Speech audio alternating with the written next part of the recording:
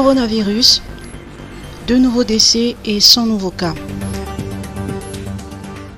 Le professeur Antavlutsin a annoncé 2 nouveaux décès liés au coronavirus, portant à 24 le nombre de personnes qui ont succombé à la pandémie depuis le mois de mars dernier. Par ailleurs, 100 nouveaux cas confirmés ont été enregistrés, dont 52 sont localisés en Antananarivo, 1 en Alanzrouf, 1 à Soniranuvong, 1 en Bush et 1 en Batondrazac. La localisation des 44 autres n'a pas été communiquée.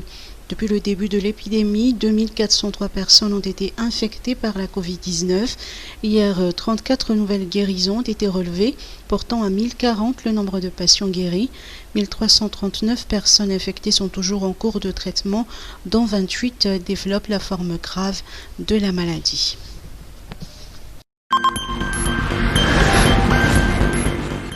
Covid-19, un député testé positif. Un député de Madagascar a été infecté par la Covid-19, d'après de sources concordantes. Ce parlementaire suit son traitement. Pour endiguer la propagation du Covid-19, l'Assemblée nationale a immédiatement entrepris les mesures nécessaires. Cette institution a procédé ce matin à des désinfections par aspersion de virucides au CCI IVAD ainsi qu'au palais de Tsimbazaz. Dans l'après-midi, tous les députés ont passé un test PCR de détection de la Covid-19. Les résultats sont attendus dans 72 heures. Quoi qu'il en soit, la fin de la session approche et les députés poursuivent leurs activités. Des travaux de commission ainsi que des séances plénières ont eu lieu au centre de conférence internationale d'IVAT. Les députés ont procédé à la deuxième lecture du projet de loi 009/2020 portant loi des finances rectificatives 2020, ainsi que l'examen de la proposition de loi numéro 1/2020/PL, modifiant et complétant certaines dispositions de la loi numéro 2016/021 du 22 août 2016 sur les pôles anticorruption, présentée par le député Idéal Son, élu dans le district d'Impani-Ouest. Nécrologie, décès du docteur Rakoutvayin et du général Raboutouarson. Le monde politique est en deuil. 2 anciens hauts responsables étatiques nous ont quittés. Le docteur Emmanuel Rakoutvayin, leader du parti Union pour le développement de la démocratie, UNDD, est décédé hier soir à l'âge de 82 ans. Docteur vétérinaire de formation, Emmanuel Rakoutvayin, de son vivant, a occupé plusieurs postes importants au pays. Il a été Premier ministre, chef du gouvernement, sous le régime de l'ancien président de la République, Albert Zaf.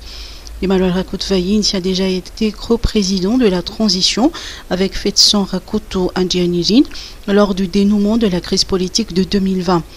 L'ancien président du Conseil de réconciliation malagasy CFM, le général Charles-Sylvain Raboutouarson, est également décédé aujourd'hui. Ce haut grade des retraités de la gendarmerie nationale a géré plusieurs portefeuilles ministériels. Ministre de l'Environnement lors du régime Ravalman, ministre de l'Intérieur lors du gouvernement de Giwili Razanamas et Norbert Atsiraounan et ministre de la Culture et du Tourisme dans le gouvernement de Jacques Silla.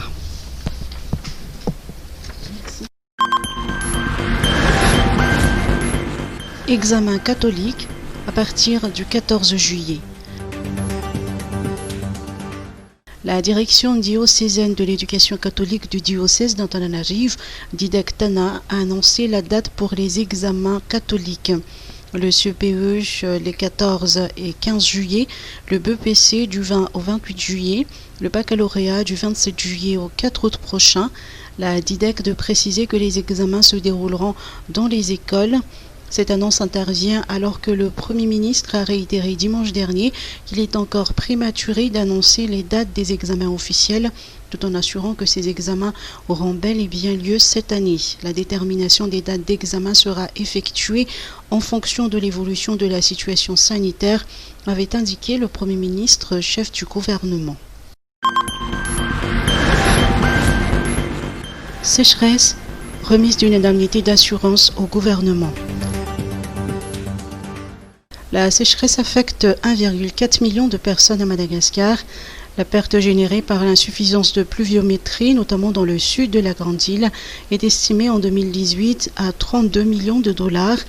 Dans le cadre de la protection financière face aux catastrophes, Madagascar a bénéficié d'un don de la Banque africaine de développement à travers le programme African Disaster Risk Financing, cofinancé par l'African Risk Capacity ARC.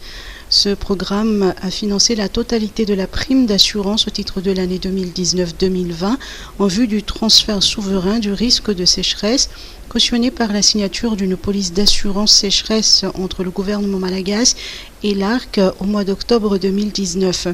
Le ministre de l'économie et des finances, Richard Ndjimandiant, a expliqué que, conformément au rapport de calcul du coût modélisé de réponse à la sécheresse, le gouvernement de Madagascar bénéficie d'une indemnité d'assurance pour un montant de 2 126 803 $ à la fin de la saison.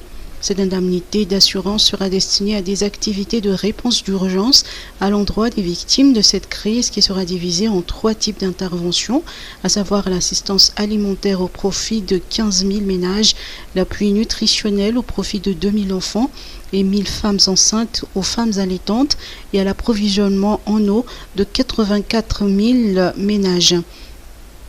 La cérémonie de remise officielle sous forme symbolique du chèque de décaissement de cette indemnité d'assurance en faveur du gouvernement malagasy s'est déroulée dans les locaux du ministère des Affaires étrangères à Anoussi.